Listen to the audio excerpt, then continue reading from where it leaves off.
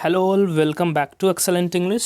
मैं हूं अंबिकेश कुमार तिवारी और मैं अपने यूट्यूब चैनल एक्सेलेंट इंग्लिश पर आपका स्वागत करता हूं। आज के लेसन में हम लोग क्लास 10th के फर्स्ट फ्लाइट बुक के 5th चैप्टर दी 100 ड्रेसेस की एक्सप्लेनेशन पर चर्चा करेंगे। यह स्टोरी एक पॉलिश लड़की की है जिसका नाम वेंडा पेट्रॉन्स्की है और वो अमेरिका के किसी सिटी में सेटल हो गई होती है।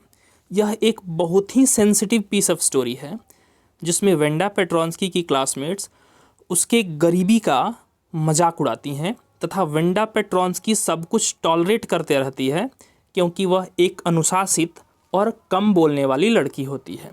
तो आइए हम इस स्टोरी को शुरू करते हैं। मंडे का दिन था तथा वेंडा पेट्रॉन्स्की अपने सीट पर नहीं थी क्योंकि वह अपने स्कूल में एब्सेंट थी। परंतु कोई भी, यहाँ तक कि पैगी और मैडलिन भी जो उसकी क्लासमेट्स थीं, उसके एब्सेंस को नोटिस नहीं कर रही थी। वेंडा अक्सर लास्ट रो के एक सीट पर बैठा करती थी जहाँ वैसे स्टूडेंट्स बैठते थे जिनके एग्ज़ाम्स में मार्क्स अच्छे नहीं आते थे और वे सभी स्टूडेंट्स शैतान तथा रफ टाइप के स्टूडेंट्स हुआ करते थे। उस कोने में जहाँ पर वेंडा पेट्रॉन्स्की बैठती थी वहाँ काफ़ी शोर होता था, परंतु वेंडा एक शांत और बहुत ही अनुशासित लड़की थी।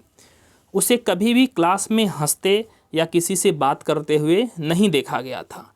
यदि कभी कोई हंसने वाली बात होती भी थी तो वेंडा पेट्रॉन्स्की बस एक छोटी सी स्माइल भर करती थी। वेंडा बॉगिन्स हाइट नामक जगह से पैदल स्कूल आती थी जिसके कारण उसके पैरों में धूल और मिट्टी लग जाते थे। शायद इसीलिए उसे रूम नंबर 13 जो उसकी क्लासरूम थी के लास्ट रो में बैठाया जाता था। वेंडा एक गरीब लड़की थी। उसके पास एक ही ड्रेस थी जो ब्लू थी, लेकिन अब उसका रंग बिल्कुल फेडेड हो गया था। बिल्कुल साफ रहता था वो, उसका रंग फेडेड हो चुका था लेकिन वो बिल्कुल साफ रहता था। पैगी और मैडलिन उसकी दो क्लासमेट्स थी जो वेंडा को केवल तभी नोटिस करती थी जब उन्हें उसका मजाक उड़ाना होता था। हालांकि मैडलिन बुरी नहीं थी और ना ही वह वेंडा का मजाक उड़ते देखना चाहती थी, परंतु वह पैगी के खिलाफ आवाज़ नहीं उठा सकती थी क्योंकि पैगी एक तरफ अमीर थी, उसके पास बहुत सारी ड्रेसेस थीं, उसके बाल काफ़ी कर्ली थे और ब्यूटीफुल थे। पैगी एक पॉपुलर लड़की थी अपने स्कूल में। तो दूसरी तरफ मैडलिन को इस बात का डर था कि यदि वो पैगी के खिलाफ आवाज़ उठाती है कि वो वेंडा पेट्रॉन्स्की का मजाक ना उड़ाए, तो ऐसा भी हो सकता था कि पैगी वेंडा पेट्रॉन्स्की का मजाक ना उड़ा के मैडलिन का ही मजाक उड़ाना शुरू कर दे, क्योंकि मैडलिन भी एक गरीब लड़की थी। पैगी के जो छोड़े हुए कपड़े होते थे वो उसकी माँ लाती थी, मैडलिन की माँ लाती थी और उसमें ट्रिमिंग्स वगैरह करके उसको थोड़ा सा रिन्यू करके वो मैडलिन को दे देती थी और मैडलिन उन्हीं लेफ़्ट ओवर्स को पहनती थी। वैसे बुरी तो पैगी भी नहीं थी क्योंकि वह हमेशा ही स्कूल के छोटे बच्चों को बड़े बच्चों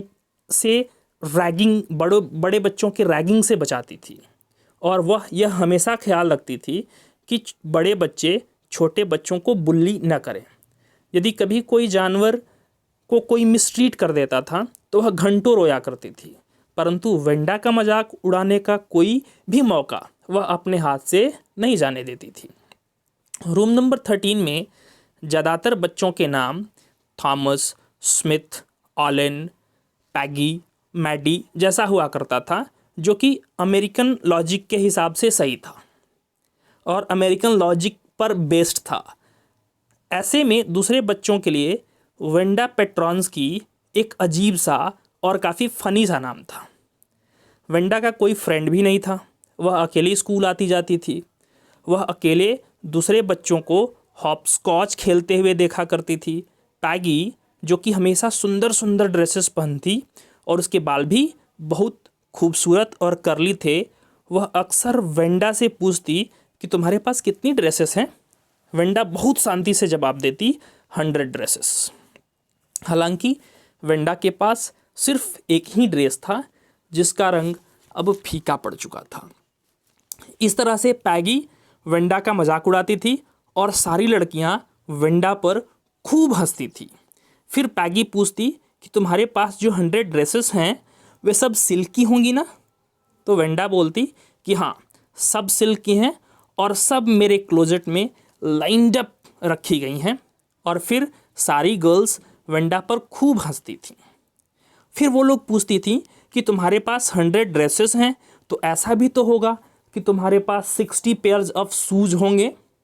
तो वेंडा पेट्रॉन्स्की कहती कि हाँ, मेरे पास 60 पेयर्स ऑफ शूज़ भी हैं, मेरे पास 100 ड्रेसेस हैं और सब की सब मेरे क्लोजेट में लाइंड अप रखी गई हैं। एक्चुअली वेंडा के पास केवल एक ही ड्रेस था जो वो रोज़ पहन के स्कूल आया करती थी। एक दिन थोड़ी बहुत बारिश हो रही थी। उस दिन पैगी और मैडी आपस में बात कर रही थी कि आज मिस मेसन उनके ड्राइंग कंटेस्ट का रिजल्ट अनाउंस करेंगी। वैसे हुआ क्या था कि उनके स्कूल में, उनके क्लास में एक ड्राइंग कंपटीशन हुआ था जिसमें सभी ने पार्टिसिपेट किया हुआ था। तो ये दोनों उस दिन बात कर रही थी, मैडी और पैगी, कि आज मिस मेसन जो कि उनकी क्लास टीचर थी वो ड्राइंग कंटेस्ट का रिजल्ट अनाउंस करेंगी। उनके क्लास में एक ड्राइंग कंटेस्ट हुआ था जिसमें सभी गर्ल्स को ड्रेसेस की डिफरेंट डिज़ाइंस ड्रॉ करनी थी और बॉयज़ को मोटर बोट्स के डिज़ाइन बनाने थे।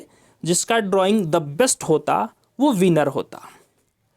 जब वे दोनों क्लासरूम में गईं तो वे बिल्कुल सरप्राइज हो गईं क्योंकि रूम नंबर 13 में बहुत बड़ी संख्या में काफ़ी ब्यूटीफुल ड्रेसेस की ड्राइंग रखी गई थी। वो रूम बिल्कुल ग्लो कर रहा था, कलरफुल ड्रेसेस से भरा हुआ था। सबकी सब ड्रेसेस बहुत ब्यूटीफुल नज़र आ रही थी। वो सारी ड्राइंग्स बहुत बहुत अच्छी बनी हुई थी। उसके बाद उनकी क्लास टीचर मिस मेसन आई और उन्होंने अनाउंस किया कि बॉयज़ के तरफ से जैक बेगल्स विनर हैं और गर्ल्स में से वह कहती हैं कि यह काफ़ी सरप्राइजिंग है क्योंकि सभी गर्ल्स पार्टिसिपेंट्स ने केवल एक या दो ही ड्राइंग्स सबमिट किए थे, लेकिन एक पार्टिकुलर गर्ल ने पूरे 100 ड्रेसेस की डिज़ाइन सबमिट किया। हालांकि उन 100 ड्रेसेस में से कोई भी एक या दो ड्राइंग्स उस पार्टिकुलर लड़की को कंटेस्ट में जीत दिलाने के लिए काफ़ी थे, लेकिन वो पार्टिकुलर गर्ल, उसने क्या किया था, उसने 100 ड्रेसेस के ड्राइंग्स बनाए थे और उसने पूरे के पूरे 100 ड्रेसेस की ड्राइंग्स को अपने क्लास टीचर को सबमिट किया था। ऐसे में जजेस ये फैसला करने में बिल्कुल कंफ्यूज थे कि इन 100 ड्रेसेस की ड्राइंग में सबसे ब्यूटीफुल ड्रेस, सबसे ब्यूटीफुल ड्राइंग कौन सी है। इसलिए उस पर्टिकुलर लड़की को विनर अनाउंस कर दिया गया, जबकि पूरा क्लास यह उम्मीद लगाया बैठा था कि पैगी यह कंटेस्ट जीतेगी क्योंकि उनके अकॉर्डिंग पैगी सबसे अच्छी ड्राइंग बनाती थी। पैगी और मैडी भी वेंडा के ड्राइंग को बहुत एडमायर कर रही थी। एक्चुअली वो जो पर्टिकुलर गर्ल थी वो वेंडा ही थी। उसने 100 ड्रेसेस की ड्राइंग बनाई और उसने अपने क्लास टीचर को सबमिट कर दिया। तो पैगी और मैडी भी वेंडा पेट्रॉन्स्की के ड्राइंग्स को बहुत एडमायर कर रही थी। वे लोग भी उस ड्राइंग को काफ़ी प्रशंसा कर रही थी और उनको ये रियलाइज़ हो चुका था कि भले ही वेंडा के पास एक ही पुराना सा ब्लू सा ड्रेस था, लेकिन उसके दिमाग में 100 ड्रेसेस थीं। और यहाँ पर यह चैप्टर समाप्त होता है, लेकिन हमारी कहानी समाप्त नहीं होती है। हमारी कहानी चैप्टर 6 में इसका सेकंड पार्ट कंटिन्यू रहेगा। तो बस आज के इस वीडियो में बस इतना ही।